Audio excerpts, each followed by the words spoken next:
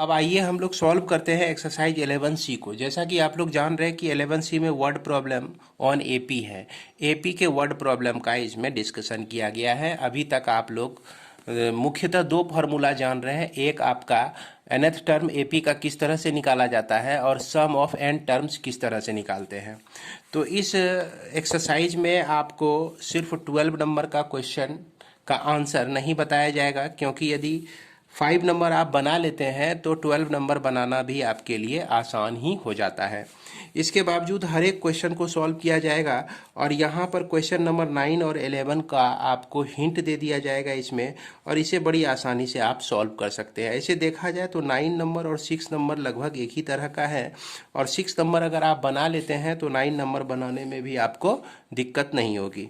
तो सबसे पहला नंबर प्रॉब्लम जो है, the interior angle of a polygon are in AP, the smallest angle is 52 degree and the common difference is 8 degree, find the number of sides of polygon.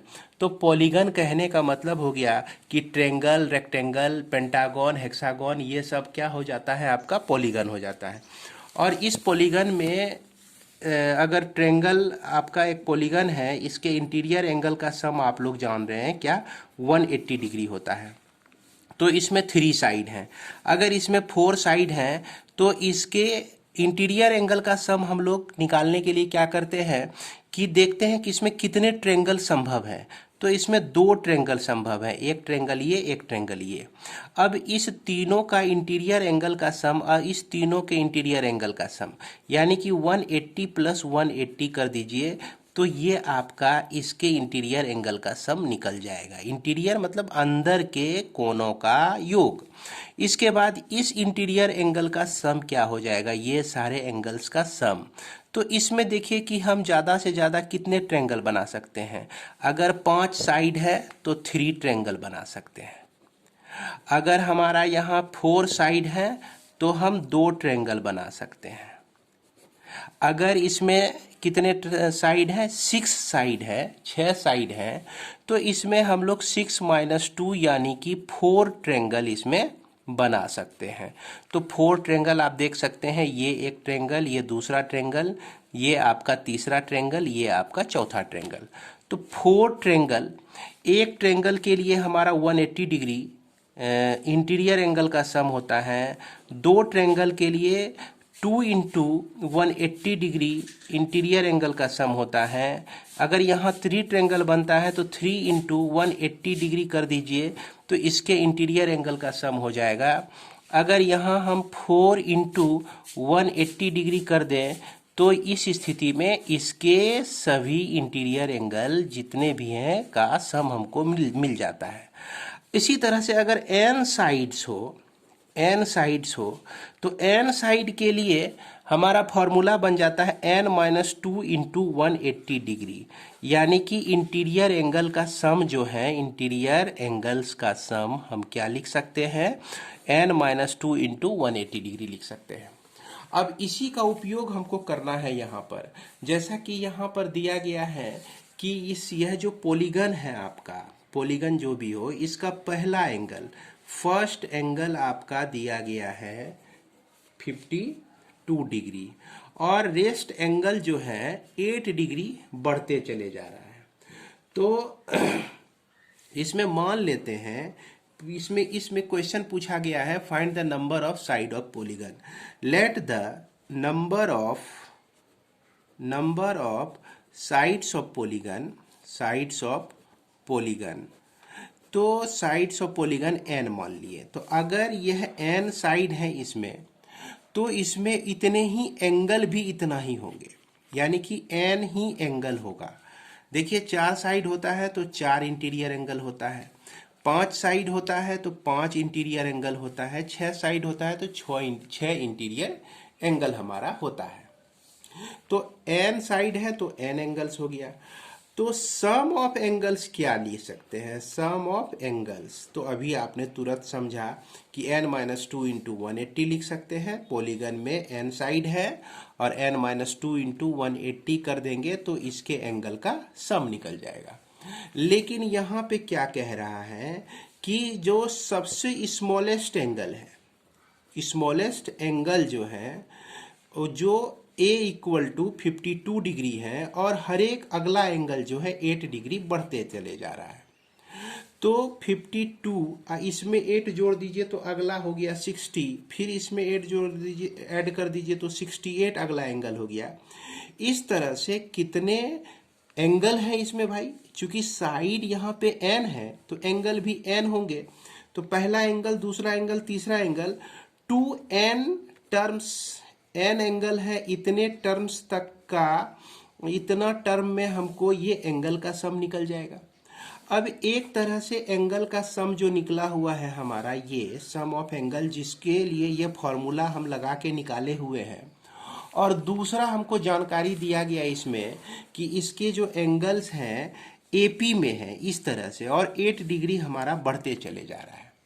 तो इसका जो सम होगा, सम अगर इसका हम निकालें तो सम निकालने के लिए हम n/2, चूंकि n टर्म्स है, और यह 2 इंटू 52 डिग्री, अब प्लस n-1 इंटू क्या लिख सकते हैं 8। अब इसको सॉल्व कर दिए n/2 और इसमें हम 2 कॉमन ले लिए तो 52, अब प्लस n-1 इंटू क्या बच जाता है 4 बच जाता है। ये 2 आपका कट गया, n इंटू 52 प्लस 4n-4, तो ये निकल जाता है n इंटू 48 प्लस 4n आपका निकल जाता है। ये दूसरा इक्वेशन। अब यहाँ पर सोचना है कि यह जो आपका पॉलीगन है, पॉलीगन के एंगल्स, इंटीरियर एंगल्स का सम एक तरह से इस तरह से हमने निकाला, और दूसरे तरह से जैसा कि हमको जानकारी दिया गया था कि 52 है, फिर 60 डिग्री एंगल है, फिर 68 डिग्री एंगल है, और n साइड्स हैं इसमें, यानी कि n एंगल्स हैं। इस तरह से हमने सम को, एंगल के सम को इतना प्राप्त किया। तो निश्चित रूप से यह पहला और दूसरा जो है आपका इक्वल हो जाएगा, क्योंकि यहाँ दोनों चीज़ें जो हैं एक ही पॉलीगन के लिए डिस्कस किया गया है।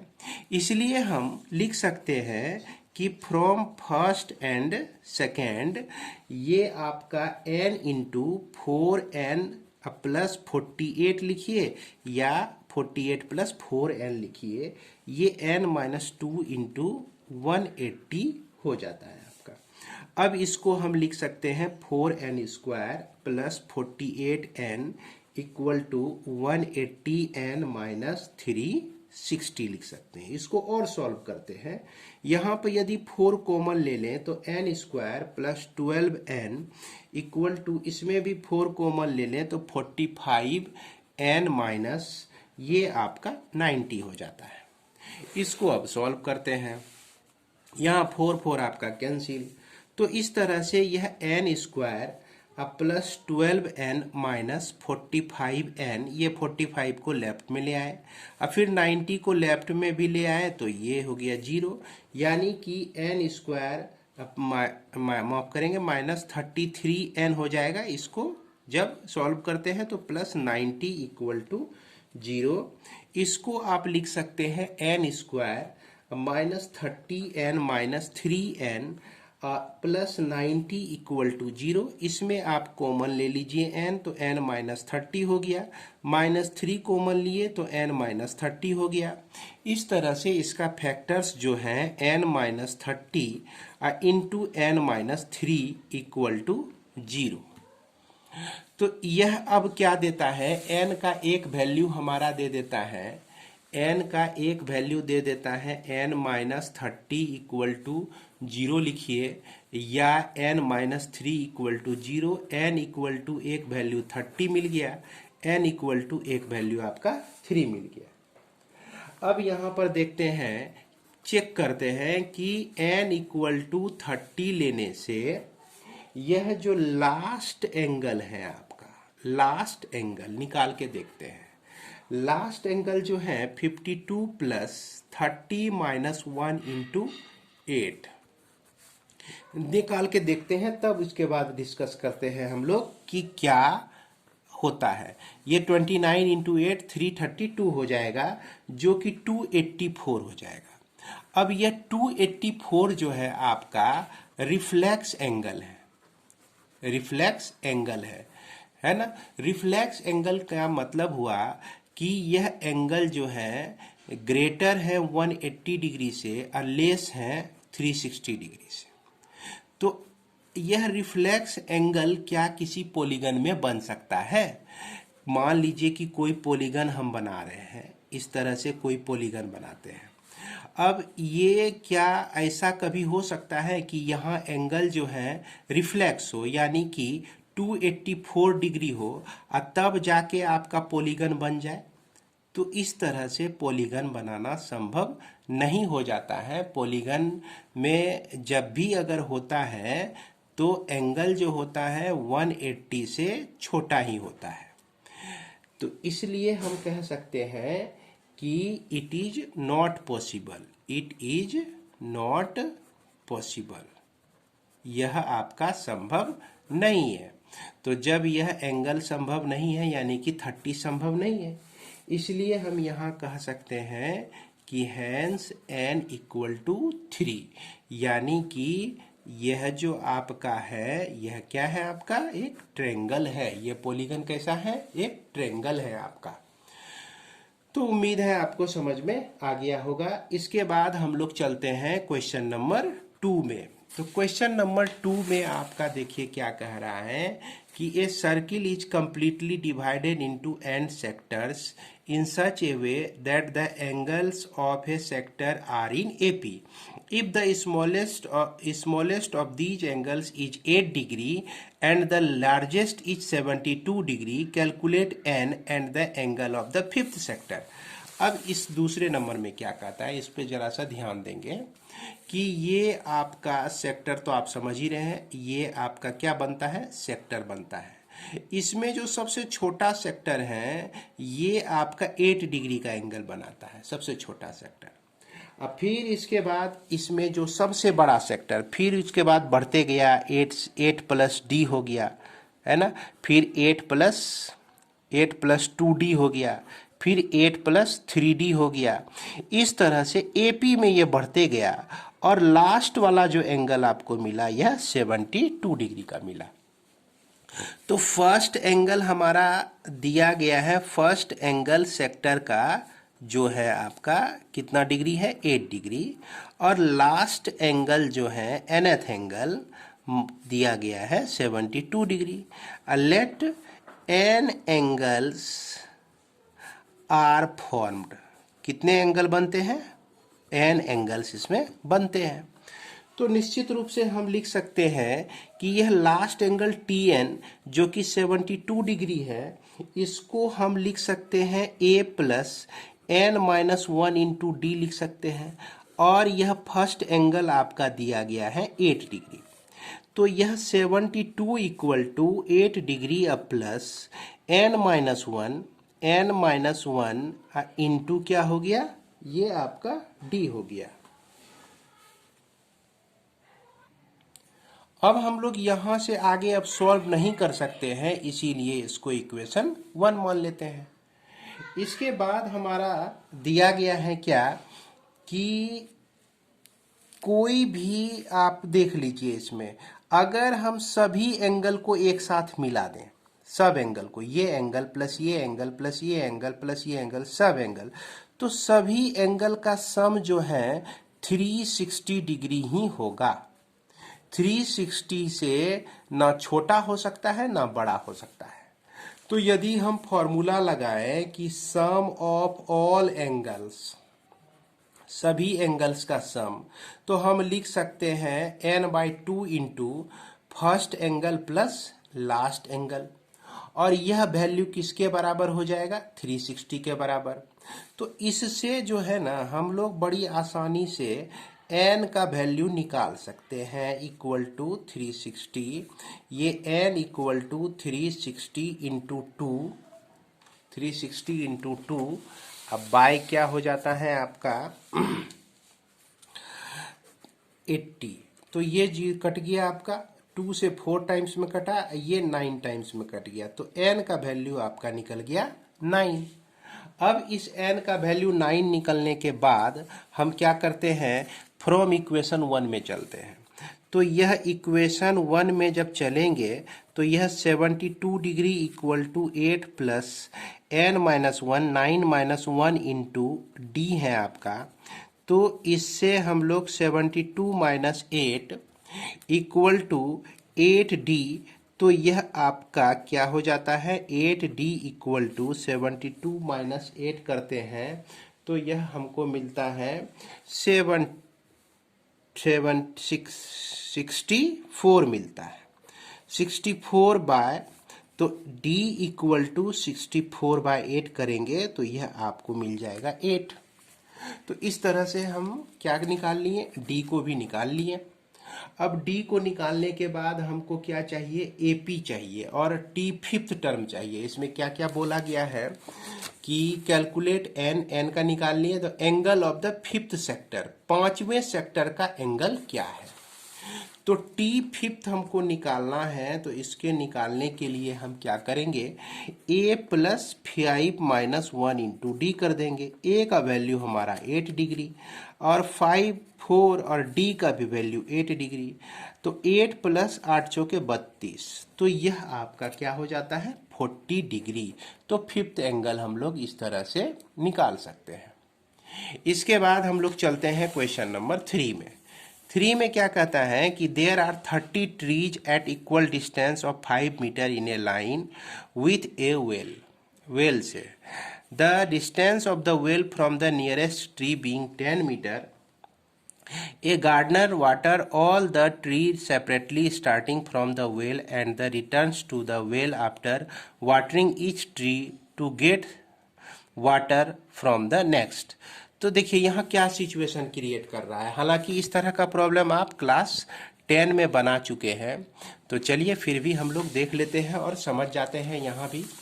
तो इस प्रॉब्लम में आपको कहा जा रहा है क्या कि ये आपका ट्री है, एक ट्री हो गया, फिर यह दूसरा ट्री, यह आपका तीसरा ट्री, यह आपका चौथा ट्री। इस तरह से जो है आपका है ना, कितने ट्री हैं 30 ट्री है और हर एक के बीच का डिस्टेंस जो है 5 मीटर है। कितने मीटर है 5 मीटर है। ये कितना मीटर है 5 मीटर, ये दिया गया है।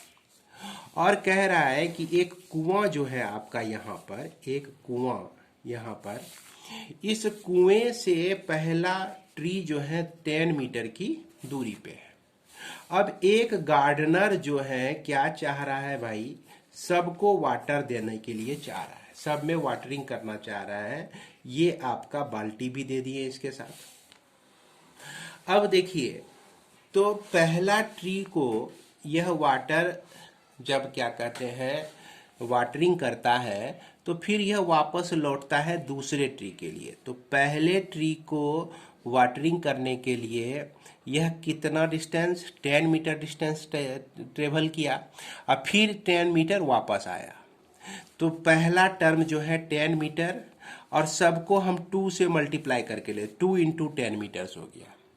अब यदि हम देखें दूसरा ट्री के लिए, दूसरे ट्री को वाटर देने के लिए, वाटरिंग करने के लिए यह 10 प्लस 5 15 मीटर चलता है और 15 मीटर फिर वापस भी आता है। तो यह 15 मीटर चलता है और 15 मीटर वापस भी आता है, तो इसीलिए हम 2 से पहले ही मल्टीप्लाई कर दिए। अब फिर उसके बाद तीसरे ट्री के लिए वह यहाँ से चला, तीसरे के लिए वह 20 मीटर ट्रेवल किया और फिर 20 मीटर वापस भी आया, तो 2 से मल्टीप्लाई करेंगे तो 2 को डायरेक्ट हम यहाँ पे लिख दिए हैं। तो इस तरह से हम लोगों को ये जो है आपका 20 के बाद 15, 15 के बाद 20, 20 के बाद 25, इस तरह से हमको एक एपी मिल जाता है।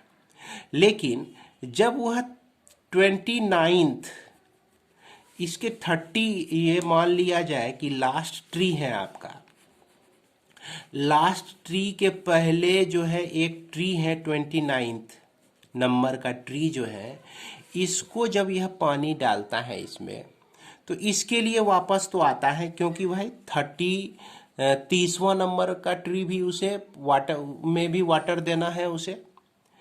तो जब यह 30वें नंबर में वाटर दे देता है तब इसकी मर्जी हो जाती है कि यह लौटे अथवा ना लौटे।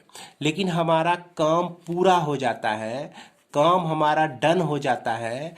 क्या होता है कि डायरेक्ट हम पानी यहाँ से उठाएं और 30वें नंबर में 30th नंबर के ट्री में जब पानी डालें तो हमारा काम पूरा हो जाता है। ये इसलिए 29 टर्म्स तक तो हम डबल डबल लेंगे, है ना, सब डबल डबल हो जाएगा। लेकिन 30वें नंबर का जो ट्री में जब हम पानी डालेंगे तो उस कंडीशन में डबल नहीं होगा, सिंगल ही होगा। और इसको हम क्या लिख सकते हैं, 30th ट्री।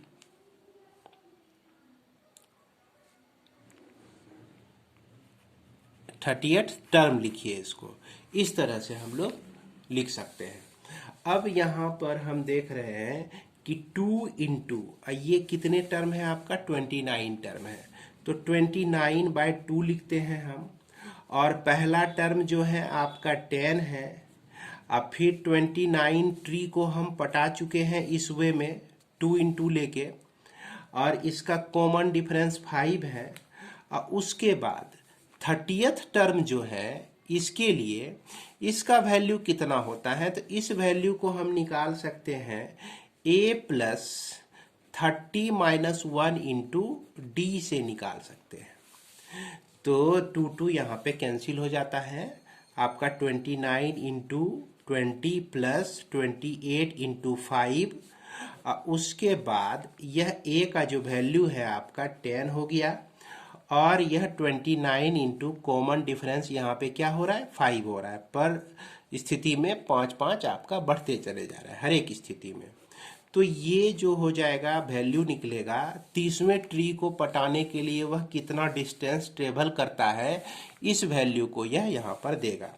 अब इसको आप सॉल्व कर दीजिए। इसको जब सॉल्व करेंगे तो ये आपका आंसर मिल जाएगा 29 इंटू 20 प्लस 140 प्लस 155। इसको सॉल्व कीजिए, 155 आता है।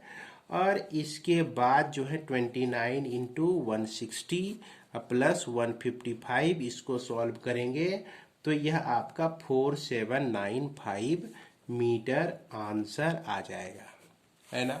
उम्मीद करते हैं कि आपको यह समझ में आ गया होगा। इसके बाद हम लोग देखते हैं क्वेश्चन नंबर 4 को। ये कह रहा है 2 cars start together from the same place in the same direction. The first goes with uniform speed 60 km per hour and the second goes at the speed of 48 km per hour in the first hour and increase the speed by 1 km each succeeding hours. After how many hours will the second car overtake the first car if both cars go non-stop? यहाँ पर situation को समझिए कि यह question number 4 में एक car है आपका, यह आपका एक कार है और यह दूसरा कार है, और दोनों जो का स्टार्टिंग पॉइंट सेम है। पहला कार जो है आपका 60 किलोमीटर पर आवर के स्पीड से चलता है, और दूसरा कार जो शुरू होता है यह 48 किलोमीटर पर आवर के स्पीड से शुरू होता है। और ठीक 1 घंटे के बाद इसका स्पीड जो है 49 किलोमीटर पर आवर हो जाता है। फिर अगले 1 घंटे के बाद 50 किलोमीटर पर आवर हो जाता है स्पीड। इस तरह से यह बढ़ते चले जाता है। पहला क्या है भाई, 1 घंटे के बाद भी 60 किलोमीटर पर आवर रहा, फिर अगले 1 घंटे के बाद भी 60 किलोमीटर पर आवर रहा, 60 किलोमीटर पर आवर रहा, क्योंकि यह यूनिफॉर्म स्पीड से हमारा आगे की तरफ बढ़ रहा है। अब यह पूछ रहा है कि दोनों कार जो है आपस में कितने देर के बाद मिलेंगे। तो यहाँ पर एक चीज समझना है कि दोनों कार में तो भाई स्पीडली जा रहा है ये ऊपर वाला कार, लेकिन इसके साथ ऐसा सिचुएशन आने वाला है कि यह तो आपका 1-1 घंटे में 1-1 किलोमीटर पर आवर स्पीड इसका बढ़ते चले जाता है। तो बढ़ते जब चले जाता है तो एक ऐसा सिचुएशन आएगा कि इस कार का स्पीड जो है 61 किलोमीटर पर आवर हो जाएगा, 62 किलोमीटर पर आवर हो जाएगा, यानी कि इससे बढ़ जाएगा। 62 हो जाएगा, 65 हो जाएगा, 66 हो जाएगा, इस तरह से एक एक बढ़ते चले जाएगा। तब क्या होगा कि ये इस कार का स्पीड दूसरे कार का जो स्पीड है इस पहले वाले कार के स्पीड से ज़्यादा हो जाएगा। जब ज़्यादा हो जाएगा तो निश्चित रूप से ओवरटेक तो करेगा ही। तो अब क्या हम लोग करते हैं कि यहाँ पर हम कंसीडर कर लेते हैं कि suppose the second car overtake the first car in an hours में ओवरटेक कर लेता है। तो एन आवर तक यह भी चला, पहला कार भी चला, एन आवर तक दूसरा कार भी चला। तो पहला कार द्वारा डिस्टेंस कितना ट्रेवल हुआ एन आवर्स में, तो डिस्टेंस यहां पे लिख देंगे, distance travelled by first car in an hours में एन इंटू 60। लेकिन सेकेंड कार के लिए क्या कंडीशन है, सेकेंड कार के लिए कंडीशन है हमारा कि यह 48 से शुरू होता है, 49 होता है एक घंटे के बाद, 49 के बाद 50 होता है, 51 होता है, इस तरह से 2n टर्म्स तक यह चले जाता है। तो n टर्म्स तक चले जाता है तो इसका सम हम क्या लिख सकते हैं, इसका सम लिख सकते हैं n/2 into 2 into 48 plus n-1 into 1।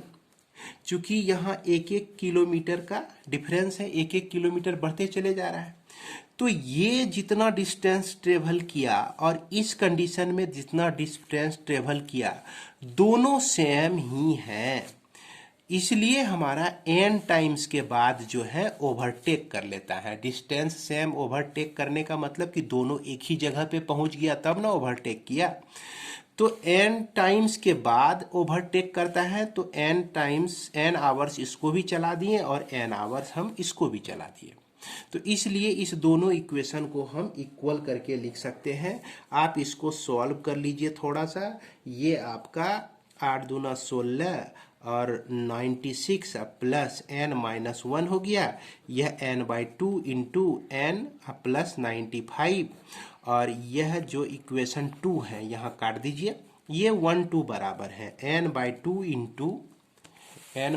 Into n plus 95 equal to n into 60, n यहाँ पर कैंसिल हो गया, n प्लस 95 इक्वल टू 120 हो जाता है। अब चूंकि यह 260 से मल्टीप्लाई हो जाएगा, therefore n equal to 120 minus 95, तो ये आपका निकल जाएगा कितना, 25 आवर्स, मतलब 25 घंटे के बाद जो है यह आपका दोनों कार आपस में मिलेगा। इसके बाद हम लोग देखें क्वेश्चन नंबर 5 को। तो क्वेश्चन नंबर 5 में आपका क्या कह रहा है कि Arun boys A scooter for 44,000, he page 8,000 in cash and agree to pay the balance in annual installment of 4,000 plus 10% interest on unpaid amount. देखिए ये जो है कह रहा है क्या कि यह स्कूटर जो है आपका 44,000 में यह खरीदता है, क्वेश्चन नंबर 5 में। इसके बाद शुरू में 8,000 वह पेड कर दिया, इसके बाद बोला कि 4,000 हम देंगे और कहता है कि plus 10% interest on the unpaid amount. 10% interest जो है वह अनपेड, यहां ध्यान दीजिएगा अनपेड अमाउंट लिखा हुआ है। अब यहां पर सोचते हैं कि 8,000 जब वह जमा कर दिया तो 8,000 तो वह जमा ही कर दिया, तो अब इसको देने का रह गया कितना भाई, इसको देना है अब 36,000। तो ये क्या हो गया, अनपेड हो गया। ये अनपेड का क्या होता है, तो इस अनपेड का 10% जो है 4,000 के साथ ऐड हो जाता है, तो ये आपका फर्स्ट इंस्टॉलमेंट हो जाता है। तो इसका मतलब क्या हो गया कि फर्स्ट इंस्टॉलमेंट जो हो गया इसका 8,000 के बाद 4,000 प्लस 36,000 का 10% भी देता है ये। तो फर्स्ट इंस्टॉलमेंट कितने का हो गया भाई 4,000 और 2 जीरो यहाँ पे कट गया, तो ये हमको मिल जाता है कितना, ये मिल जाता है आपको 3600। तो दोनों को ऐड करते हैं तो हमारा आता है इसमें 7,600 इसका फर्स्ट इंस्टॉलमेंट होता है। और क्या कहता है कि सेकेंड इंस्टॉलमेंट जो देगा तो उसमें 4,000 तो देगा ही।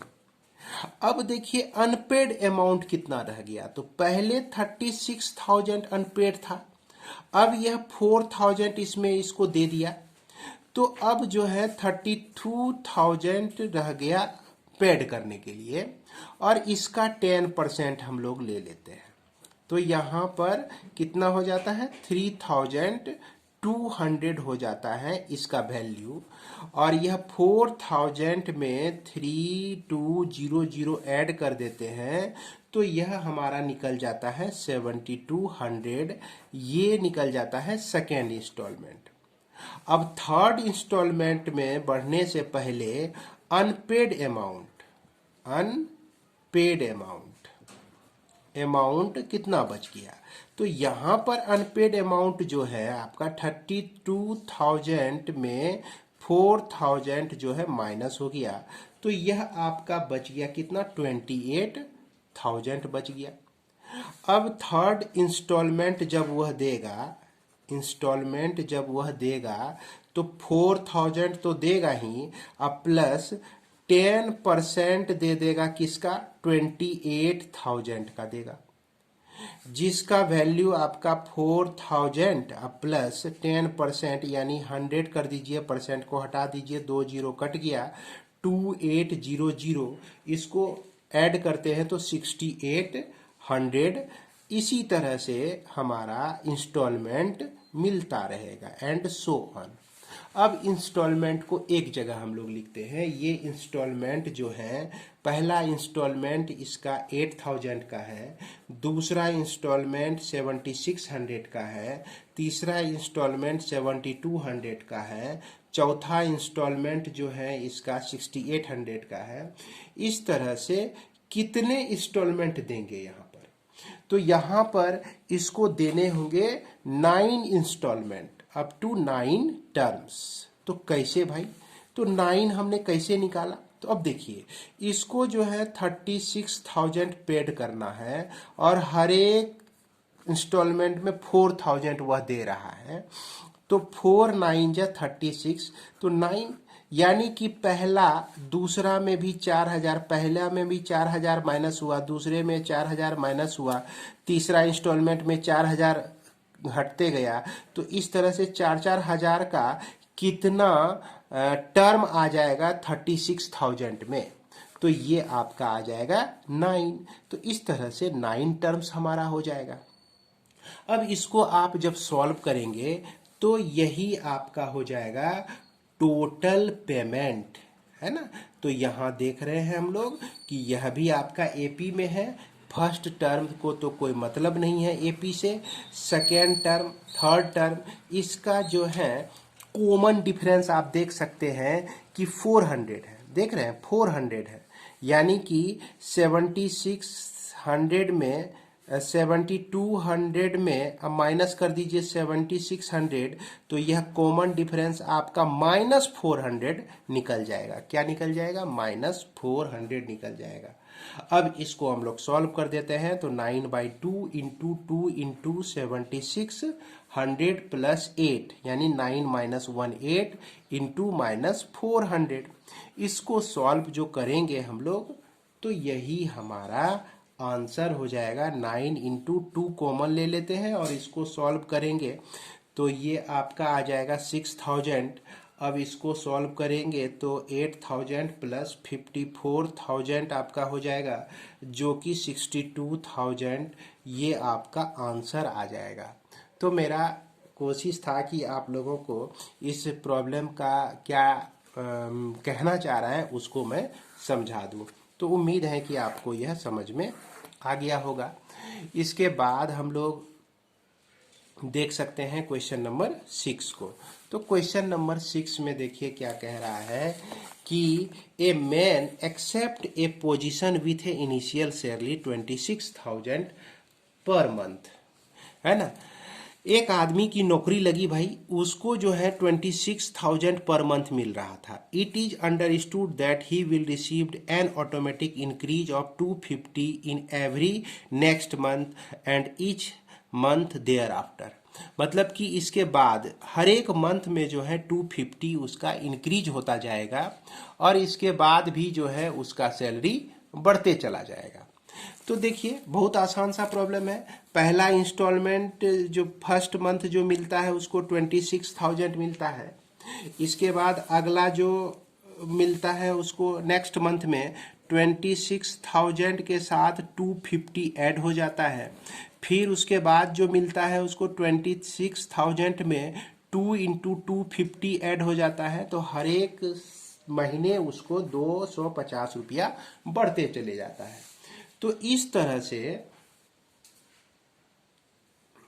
जो है उसका पूछ रहा है कि सैलरी फॉर 10 मंथ, है ना, find his salary for 10th month, 10वें महीने में उसकी सैलरी कितनी है।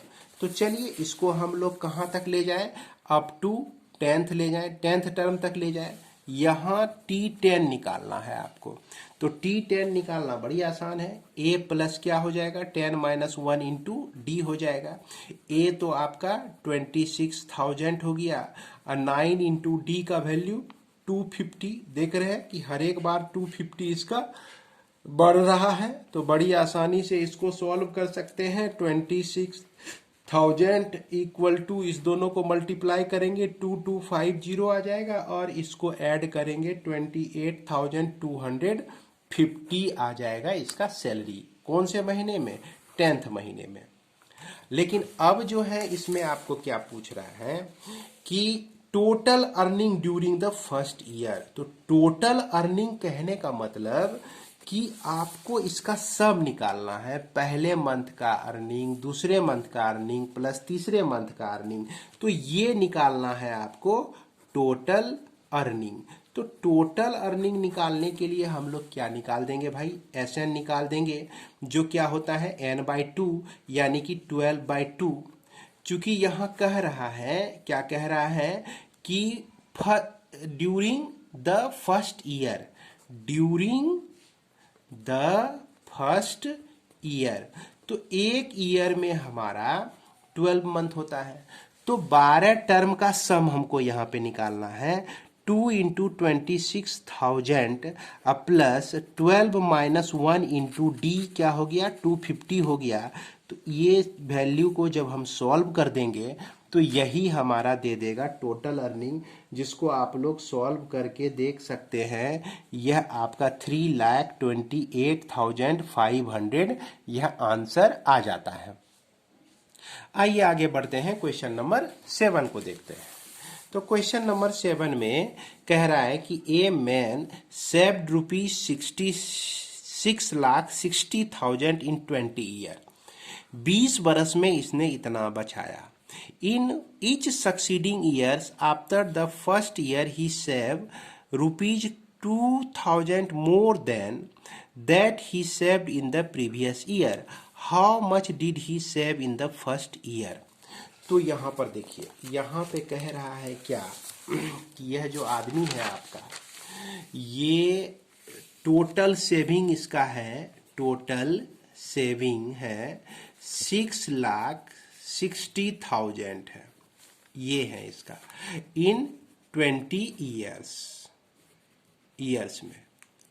अब क्या है इसका, तो यह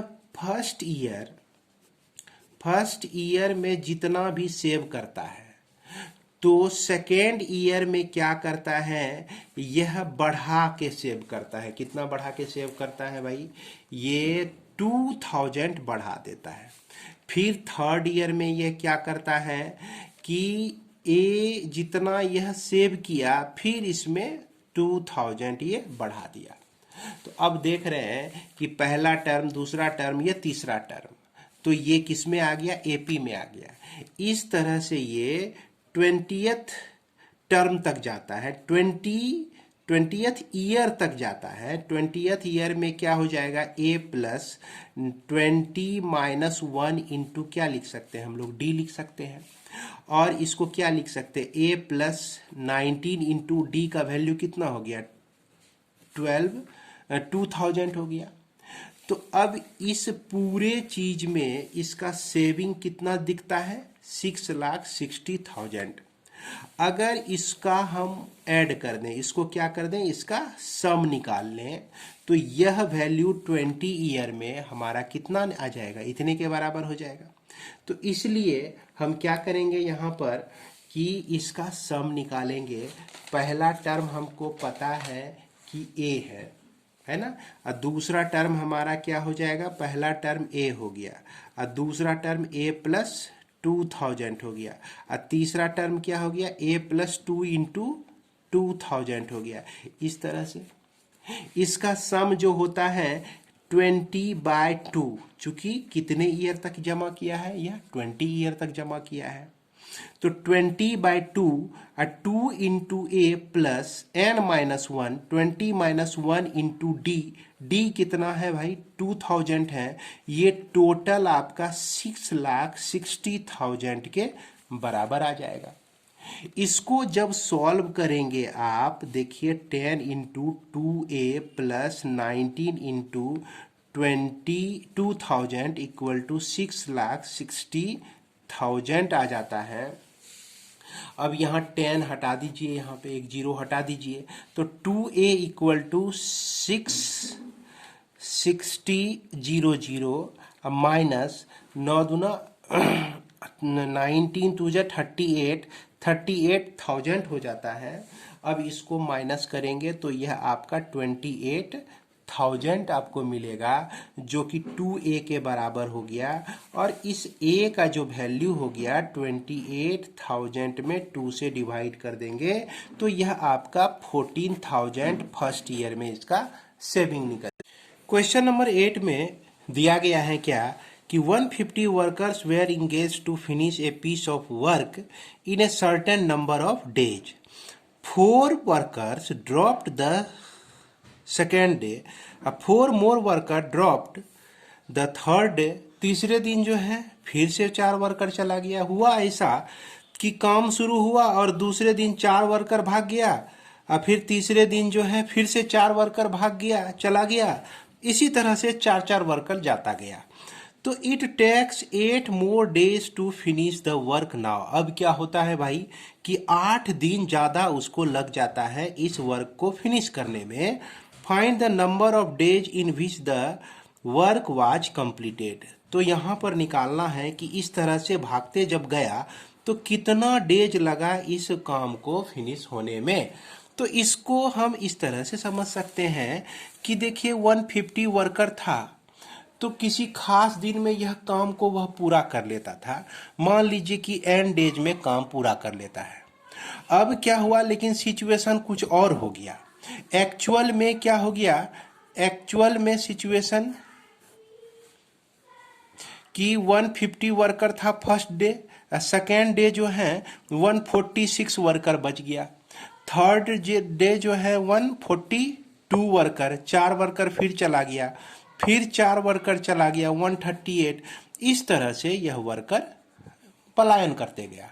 तो अब यहाँ पर क्या होता है कि एन डेज तो पहले लगता था, अब इस कंडीशन में लगता है n+8 डेज लग जाता है, 8 दिन जो है ज़्यादा लग जाता है। तो अब ये चीज़ जो हम लेके चलेंगे इस एपी को कितने टर्म तक लेके चलेंगे, तो 2n+8 टर्म तक लेके चलेंगे, है ना। तो यहाँ पर नंबर ऑफ टर्म्स जो हो जाएंगे इस एपी का कितना हो जाएगा, n+8, यानी इतने दिन में हमारा वर्क कंप्लीट होता है। और यही चीज हमको फाइंड करना है क्या फाइंड करना है भाई? n+8 को फाइंड करना है। तो इसमें क्या करेंगे, n का जब वैल्यू हम लोग निकालेंगे, n का वैल्यू जो कुछ भी आएगा, तो हमारा आंसर के लिए n प्लस क्या है 8 हो जाएगा। अब देखिए इसको हम लोग किस तरह से सॉल्व करते हैं। तो यहाँ 150 वर्कर n डेज में करता है, तो 150 इंटू n कर देंगे तो टोटल नंबर ऑफ वर्कर निकल जाएगा। क्या निकल जाएगा? टोटल नंबर ऑफ वर्कर्स निकल जाएगा। अब इस कंडीशन में भी टोटल नंबर ऑफ वर्कर निकाल लेते हैं, काम कंप्लीट होने में कितना लगा। तो यहाँ तो हमको सम ही न करना पड़ेगा, जिसमें हम देख रहे हैं कि n+8 टर्म है, तो इसका सम निकालने के लिए n+8/2 हो जाएगा। Sn निकालने के लिए, n+8 निकालने के लिए, और इसके बाद 2 इंटू a, फर्स्ट टर्म हमारा 150 प्लस n-1 यानी n+8 -1 इंटू डी का जो वैल्यू है देख सकते हैं यहाँ 4 माइनस होते जा रहा है, तो डी का जो वैल्यू है यहाँ पर -4 है, तो -4 को रख दिए, तो यही निकल जाएगा आपका नंबर ऑफ वर्कर्स। इतना बराबर जो हो जाएगा इतना हो जाएगा। इस तरह से वर्कर निकालिए या इस तरह से वर्कर निकालिए, इस तरह से भी हमारा काम पूरा हो जाता, इस तरह से भी हमारा काम पूरा होता है। तो नंबर ऑफ वर्कर दोनों में बराबर होंगे तभी ना काम पूरा होगा। तो इस दोनों को इक्वेट कर दीजिए, यही आपका सॉल्यूशन दे देगा। तो यहाँ पर इस दोनों को हमने इक्वल कर दिया, ये number of worker equal to this number of worker, ये दोनों को इक्वल कीजिए। इसके बाद इसमें क्या करते हैं, हम 2 कॉमन ले लेते हैं। 2 कॉमन लेने से ये 2 तो बाहर निकल गया आपका। उसके बाद यहाँ 4 2 जब 4 होता है तो इससे 2 हमारा कॉमन आ गया, यहाँ -2 बच गया, ये 2 आपका कैंसिल हो गया, तो ये बचता है n+8 यहाँ पर बचा, और यह 150 माइनस 2 इंटू n, तो 2n, 7 इंटू 2 तो -14 इक्वल टू 150n, ये बच गया। इसको अब सॉल्व करते हैं। इसको सॉल्व करेंगे तो क्या करना होगा कि n+8 लिखिए, और इसके बाद -2n plus 136 equal to 150n हो गया। अब इसको जो है क्या करेंगे, मल्टीप्लाई कर देंगे, तो 2 माइनस 2n का square plus 68 n into 130, sorry माफ करेंगे कि यह n इंटू 136, तो ये आपका हो गया 136n हो गया। इसके बाद 8 इंटू इतना करते हैं तो -16n हो जाता है, अब फिर plus 8 into 136 equal to 150n हो गया। इसको अब क्या लिख सकते हैं हम लोग, 2n का स्क्वायर प्लस 136n, यहाँ से ये लेफ्ट साइड में आता है तो 150n -16n plus 8 into 136 equal to 0। अब इसको हम लिख सकते हैं -2n का स्क्वायर, और फिर 150 प्लस 16, ये आपका हो गया 166 में माइनस कर दीजिए 136, तो 0 3 और फिर 0, यानी कि यह आपका -30n, अब फिर plus 8 into 136 equal to 0।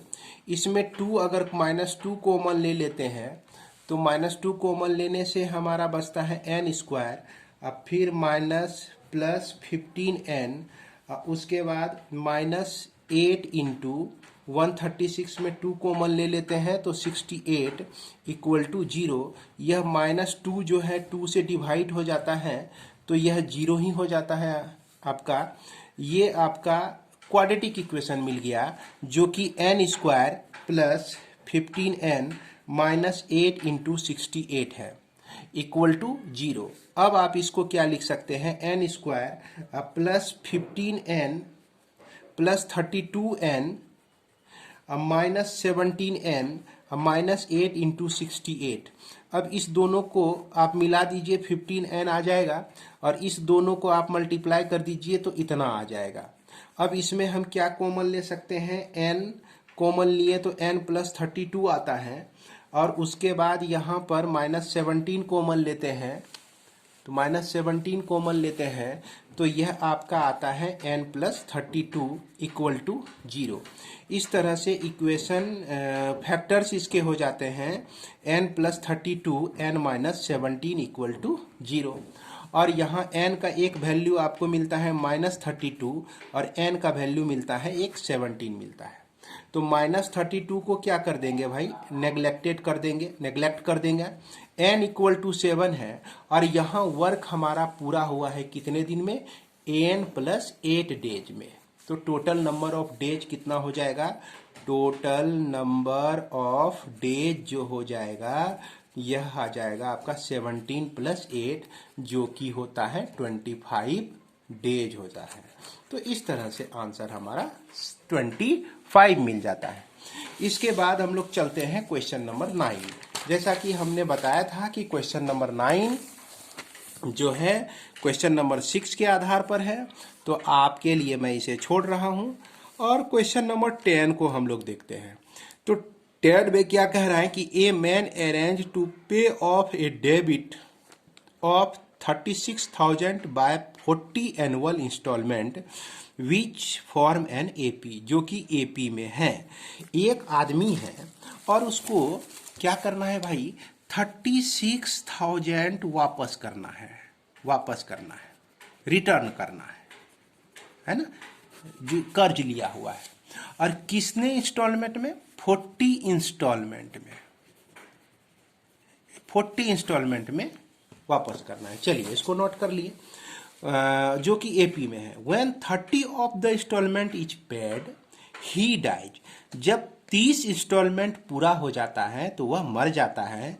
Living 1/3 of the डेब्ट अनपेड, 1/3 जो है वह अनपेड रह जाता है।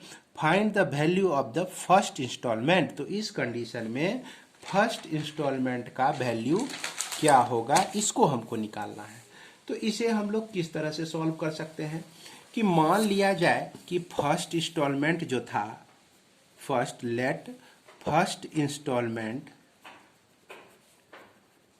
इंस्टॉलमेंट इक्वल टू ए था और इसका कॉमन डिफरेंस डी था। क्योंकि यह बोल रहा है कि यह एपी में है तो ए हो गया पहला इंस्टॉलमेंट और दूसरा इंस्टॉलमेंट के साथ a+d हो जाएगा।